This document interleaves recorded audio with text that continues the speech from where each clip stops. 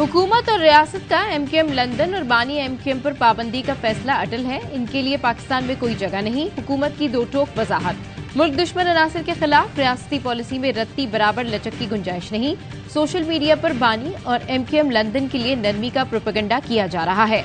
झूठा प्रोपेगेंडा करने वालों के खिलाफ सख्त एक्शन का फैसला। कोरंगी में रैली के बाद कराची में बड़े पैमाने पर क्रैकडाउन का फैसला।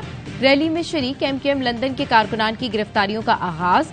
हुक्काम का कहना है एमक्यूएम लंदन मुल्क दुश्मन सरगर्मियों में मुलविस रही है। भारतीय खुफिया एजेंसी रॉ से ताल्लुक रखने वाले ग्रुप को किसी सूरत सरगर्मियों की इजाजत नहीं दी जाएगी।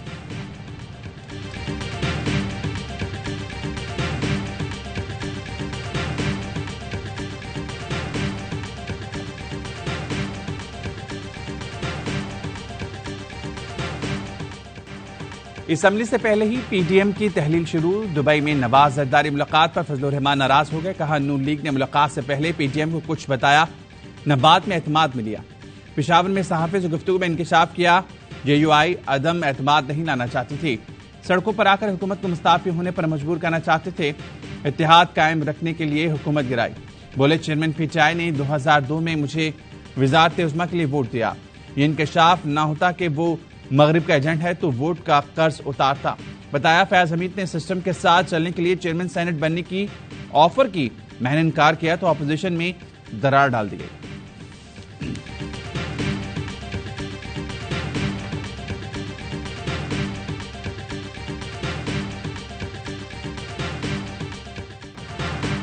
दुबई में मीटिंग दो बड़ी जमातों के दरमियान थी। जरूरी नहीं हर शख्स मुलाकात में शामिल हो। शाहिद खाकान अब्बासी का मौलाना फजलुर रहमान को जवाब। प्रोग्राम सवाल यह है में गुफ्तगू करते हुए कहा फजलुर रहमान इत्तेहादी हैं, उनको जरूर एतमाद में लिया जाएगा। इस वक्त इलेक्शन कराने हैं या ना कराने की चॉइस नहीं है। इलेक्शन आगे ले जाना बहुत बड़ी गलती होगी। निगरां हुकूमत ऐसी होनी चाहिए कि कोई एतराज ना करे। पीपी रहनुमा कमर जमान कायरा का कहना है हमें तो ये भी इल्म नहीं कि बाकायदा मुलाकात हुई भी या नहीं। मुलाकात हुई तो इसका एजेंडा अभी तक सामने नहीं आया। हाफिज हमदुल्ला कहते हैं दुबई में हुआ फैसला पाकिस्तान और पीडीएम का नहीं होगा। हमारा एतराज मुलाकात पर नहीं, हमें ला इल्म रखने पर है।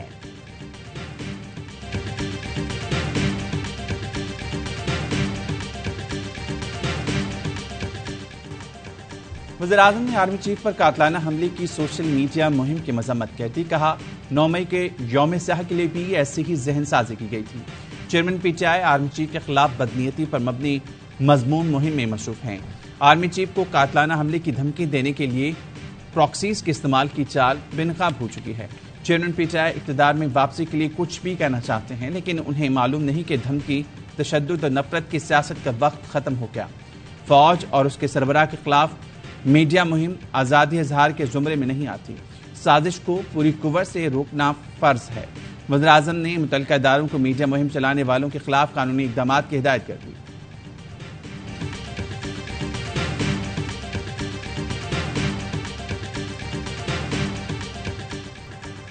सीपैक और इस पर चीन की राय से मुताल्लिक एहसन इकबाल का दावा गलत निकला। लाहौर में चीनी कौंसल जनरल पीटीआई दौर में सीपैक मंसूबे पर पेशरफ्त को इत्मीनान बख्श करार दे चुके हैं।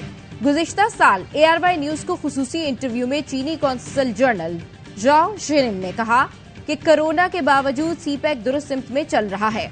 इसकी रफ्तार इत्मीनान बख्श है। पाकिस्तान में कोई भी सियासी जमात हो, चीन की पॉलिसी एक जैसी रहती है। सीपैक ठीक ना चलने का बाज़ अनासर का तासुर दुरुस्त नहीं। एहसन इकबाल ने एक इंटरव्यू में दावा किया था चीन ने गुज़िश्ता एस्टेब्लिशमेंट को कहने की कोशिश की थी कि पीटीआई को इक़्तिदार में लाने का तजर्बा ना किया जाए, इससे सीपैक और पाकिस्तान को नुकसान होगा।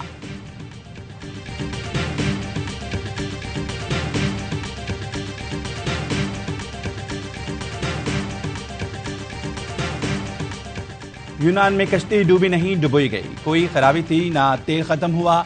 पीछे से यूनानी कोस्ट गार्ड ने रस्सी लगाकर खींचा तो तवाज़ुन बिगड़ा और हम डूब गए।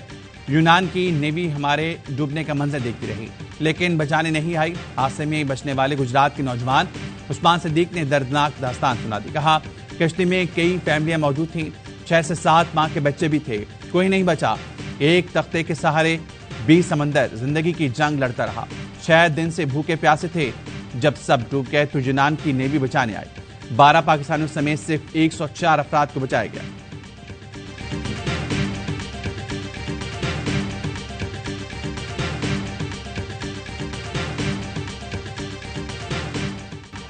कश्ती चलाने वाला कोई माहिर नहीं था। 3 मिस्री अनाड़ी नौजवानों को तरबियत देकर 750 लोगों की कश्ती चलाने के लिए दे दी गई। उस्मान सिद्दीक का इंकशाफ, बताया इंसानी स्मगलर आसिफ को 24 लाख रुपए देकर सफर शुरू किया। इंसानी स्मगलर भाई आसिफ और मुनव्वर के कब्जे में अब भी 15 से 20 हजार पाकिस्तानी मौजूद हैं। 28 साल का उस्मान पुलिस में कांस्टेबल है, जो अपने 4 दोस्तों के साथ इटली जाना चाहता था। महकमे से 1 साल की छुट्टी ली थी।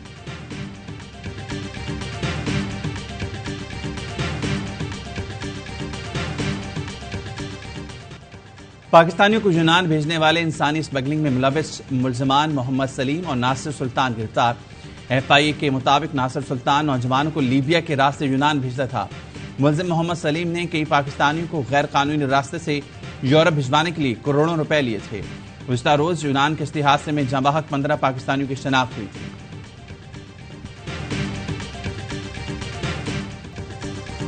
फैज हमीद समेत सबका एहतसाब होना चाहिए। चेयरमैन PTI को जिसने मुसल्लत किया था वो सब कसूरवार हैं।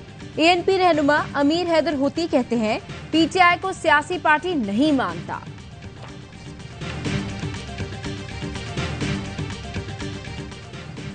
MKM दोबारा मैदान में उतरेगी तो हमारा मेयर बनेगा। पीपल्स पार्टी ने हमारे साथ किसी मुआहदे पर अमल दरामद नहीं किया।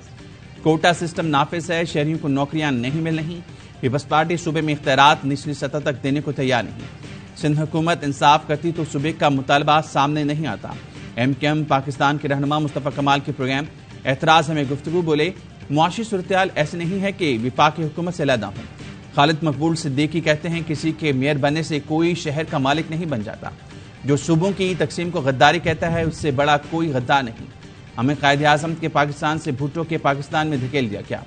सिंध धरती माँ नहीं, धरती माँ सिर्फ पाकिस्तान है।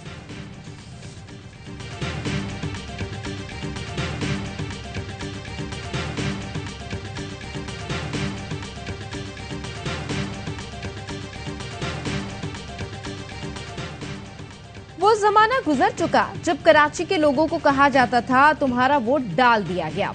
MKM ने बल्दियाती इंतखाबात का मैदान किस खौफ से छोड़ा? PP रहनुमा सेनेटर वकार मेहंदी का MKM रहनुमाओं के बयानात पर रद्द-ए-अमल, बोले जब मुत्तहदा नहीं थी तो पीपल्स पार्टी कराची में मौजूद थी। आइंदा इंतखाबात में भी PP कराची और हैदराबाद से अक्सरियती निशस्तें हासिल करेगी।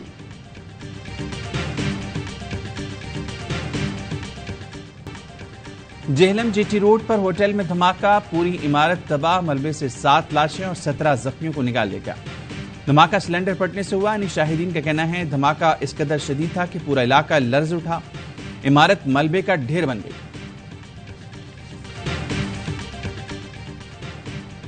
कराची के इलाके लियारी बिहार कॉलोनी में फायरिंग से बाप जाँ भाग और 2 बेटे जख्मी हो गए। SSP सिटी आरिफ अजीज के मुताबिक मुसल्ला मुलजिम गली में पैदल आया, फायरिंग की और फरार हो गया। जाँ भाग शख्स मेडिकल स्टोर का मालिक है।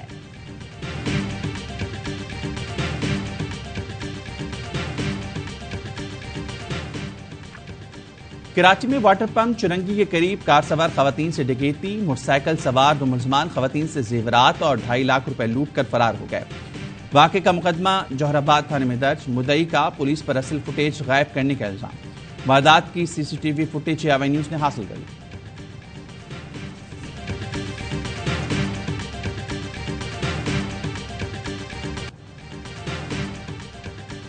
सादिकाबाद के इलाके जमालदीन वाली में डाकू की पुलिस वैन पर फायरिंग से 3 पुलिस एहलकार जख्मी हो गए।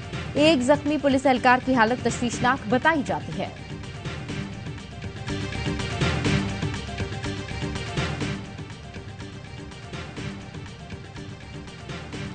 सादिकाबाद के इलाके जमालदीन वाली में डाकू की पुलिस वैन पर फायरिंग से 3 पुलिस एहलकार जख्मी हो गए। एक जख्मी पुलिस एहलकार की हालत तशवीशनाक बताई जाती है। कश्मीर के इलाके में तैनाती पुलिस का ऑपरेशन।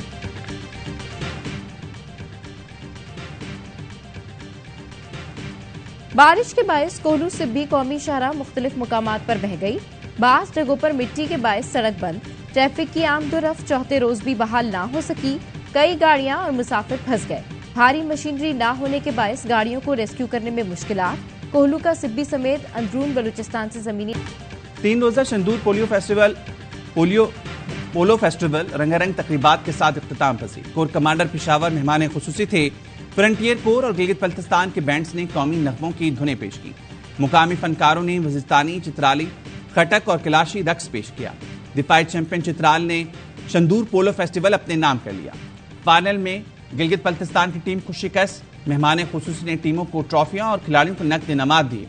फेस्टिवल के आखिरी रोज बड़ी तादाद में मुल्की और गैर मुल्की सयाह पोलो मैच से लुत्फ अंदोज हुए।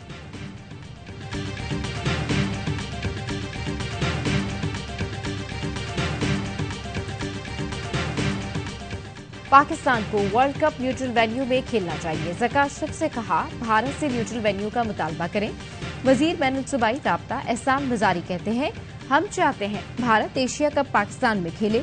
सिक्योरिटी मसाइल तो भारत में भी हैं। वो अगर सिक्योरिटी का बहाना बनाते हैं तो हम भारत में सिक्योरिटी का मसला उठाएंगे। कौमी टीम को भारत भेजने का हतमी फैसला वजीर आजम करेंगे।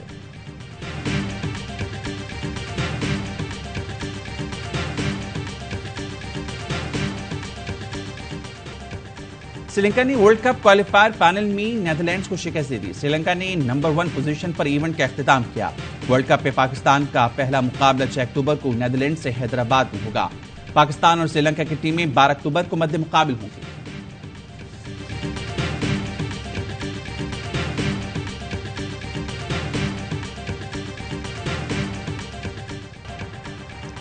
श्रीलंका के खिलाफ टेस्ट सीरीज के लिए कौमी क्रिकेट टीम कोलंबो पहुंच गई। कौमी टीम का शानदार इस्तकबाल। पाकिस्तान 11 जुलाई को मंबनटोटा में वार्म अप मैच खेलेगा। पहला टेस्ट 16 जुलाई से गॉल में होगा। सीरीज का दूसरा मैच 24 जुलाई से कोलंबो में खेला जाएगा। और आसाब की जंग में इंग्लैंड फतेहयाब। एशेज सीरीज का तीसरा टेस्ट अपने नाम कर लिया। लीड्स टेस्ट के चौथे दिन मेजबान टीम ने 251 रन का हदफ 7 विकेटों पर हासिल किया।